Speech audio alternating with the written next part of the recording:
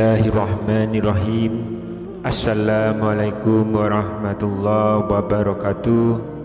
Alhamdulillahirabbil alamin. Wassalatu wassalamu ala asrafil anbiya'i wal mursalin nabiyyina wa habibina Muhammadin wa ala alihi wa sahbihi ajma'in wa man tabi'ahum bi ihsanin illa yaumiddin. Allahumma salli ala Sayyidina Muhammad wa ala ali Sayyidina Muhammad. Harapan dan doa saya semoga saudaraku semuanya selalu diberikan kesehatan, dilapangkan rezekinya, diampuni dosa-dosanya, dipanjangkan umurnya, dan semoga kita tidak mati kecuali mati dengan beriman dalam Islam. Dan sempatkanlah menuliskan sholawat di kolom komentar. Insya Allah bisa menjadi bukti cinta kita kepada Rasulullah Muhammad Sallallahu Alaihi Wasallam. Semoga syafaat beliau bisa kita peroleh di akhirat kelak. Amin ya Rabbal Alamin. Sahabat beriman yang dirahmati Allah, kiamat telah menjadi sebuah kepastian yang tidak mungkin bisa kita hindarkan. Namun dipastikan bahwa datangnya hari kiamat tidak ada yang tahu kapan akan terjadi. Jangankan manusia biasa seperti kita, malaikat bahkan para nabi pun tidak pernah mengetahui kapan kiamat itu akan tiba.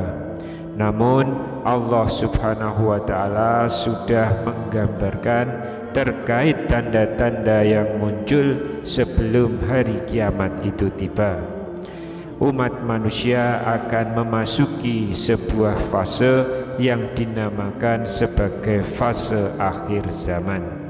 Tidak hanya dari kondisi fisik bumi yang kita tinggali, ciri-cirinya juga terkait dengan perilaku dan juga sifat manusianya. Melalui Rasulullah Sallallahu Alaihi Wasallam, Allah telah menggambarkan kondisi dari fase ini. Pada akhir zaman nanti, umat Islam akan mengalami dua penyakit yang tidak ada obat kesembuhannya, dan kabar buruknya penyakit-penyakit tersebut sudah mulai terasa pada zaman kita saat ini. Lantas, apakah kedua penyakit itu? Silakan tonton video ini hingga selesai supaya semua informasi yang kami sampaikan bisa diterima secara lengkap, supaya tidak gagal paham insya Allah. Sahabat yang dirahmati Allah, dalam sebuah hadis sahih yang diriwayatkan oleh Abu Daud radhiyallahu anhuma, Rasulullah Shallallahu Alaihi Wasallam mengatakan bahwa dua penyakit tersebut adalah cinta dunia dan takut mati. Padahal saat itu jumlah umat muslim begitu banyaknya, namun dua penyakit ini telah membuat mereka menjadi lemah dan tidak berdaya. Yang pertama yaitu cinta dunia. Sikap ini ditandai dengan besarnya ambisi seseorang untuk mengejar dunia tanpa berpikir tentang akhiratnya lagi.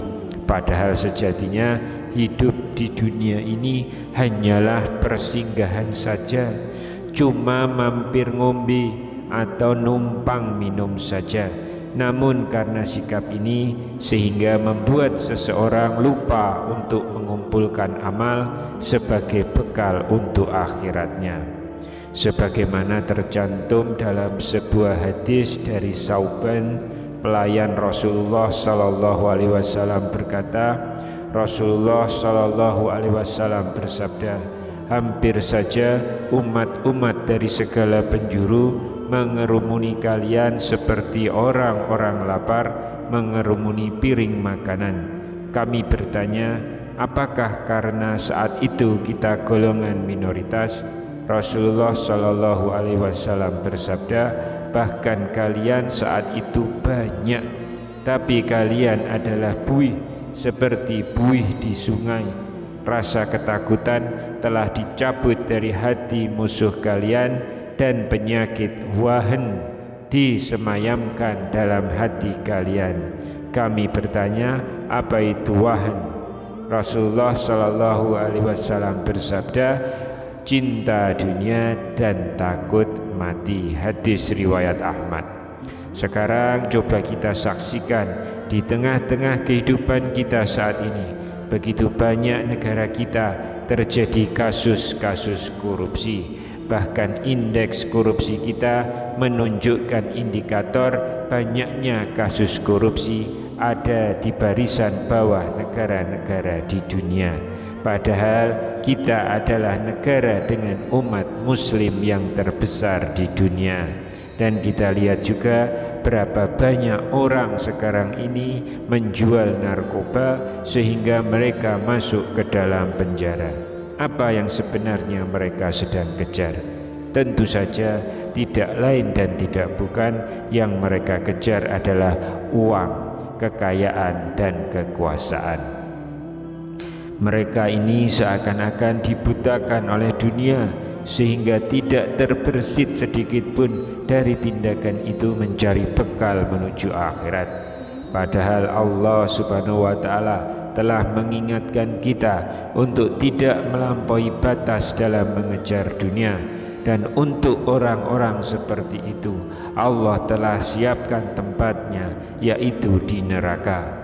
Sebagaimana firman Allah, fa amma man tagha, adapun orang yang melampaui batas, wa atsaral hayatad dunya, dan lebih mengutamakan kehidupan dunia, fa innal jahima hiyal ma'wa, sesungguhnya neraka jahimlah tempat tinggalnya. Quran surat An-Nazi'at ayat 37 hingga ayat 39. Yang kedua adalah penyakit takut mati. Takut mati bisa saja membuat seseorang menjadi giat mengumpulkan amal sebagai bekal. Namun pada poin ini yang dimaksud dengan takut mati adalah orang-orang yang takut mati karena lemahnya iman di dalam diri mereka. Mereka sadar bahwa mereka sangat kurang amalnya, tapi mereka tidak mau bertemu dengan Allah lewat kematian.